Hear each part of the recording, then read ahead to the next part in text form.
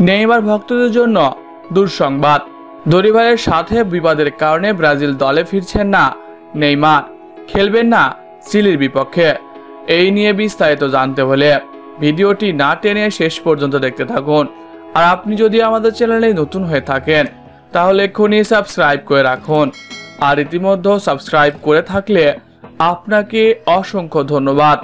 বিশ্বকাপ বাছাইয়ে উরুগুয়ের বিপক্ষে ইনজুরিতে পড়েন নেইমার। এরপর প্রায় 1 বছরের বেশি সময় ধরে ব্রাজিল দলে ফিরতে পারেনি ব্রাজিলিয়ান এই সুপারস্টার।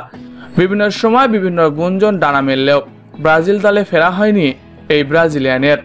কিছুদিন আগে এক ভিডিওতে দেখা যায় হাসুগুছি নেইমার আল হিলালের হয়ে অনুসরণ করছে। তবে সবাই আশা রেখেছিল হয়তো চিলির বিপক্ষে এই নেইমার ফিরতে পারে। তবে চিলির বিপক্ষে ব্রাজিলের হয়ে দেখা যাবে না এই সুপারস্টারকে। কারণ হিসেবে জানা যায় দরিভালের অধীনে খেলতে চায় না নেইমার। বলা বাহুল্য যে ব্রাজিল দলের কোচ হয়ে আশার আলো দেখালেও কোপা আমেরিকা ও বিশ্বকাপ বাছাই পর্বে ব্রাজিলের একের পর এক যা ইচ্ছে তাই পারফরমেন্সের ফলে নাজেহাল অবস্থা ব্রাজিলের। অন্যদিকে সুপারস্টার নেইমার দরিভালকে অনুরোধ করে বলেছিলেন তার কিছু পছন্দের খেলোয়াড়কে ব্রাজিল দলে রাখতে, কিন্তু দরিভাল নেইমারের কোনো কথাই রাখেনি।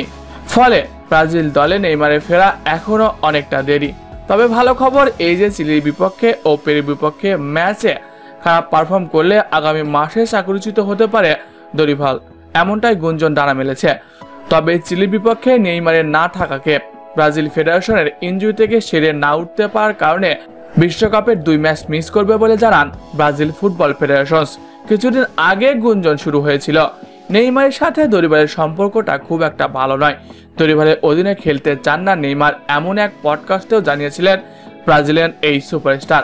অবশেষে সেই গুঞ্জনটাই সত্যি হচ্ছে, দরিভালের অধীনে ব্রাজিলের হয়ে খেলবেন না এই সুপারস্টার। প্রিয় দর্শক, দরিভালের অধীনে খেলতে চান না নেইমার, এটা আপনারা কিভাবে দেখছেন কমেন্ট করে জানাতে পারেন আমাদের কমেন্ট বক্সে। এছাড়াও খেলাধুলার সকল আপডেট সবার আগে পেতে হলে আমাদের চ্যানেলটি সাবস্ক্রাইব করতে ভুলবেন না। ধন্যবাদ সবাইকে।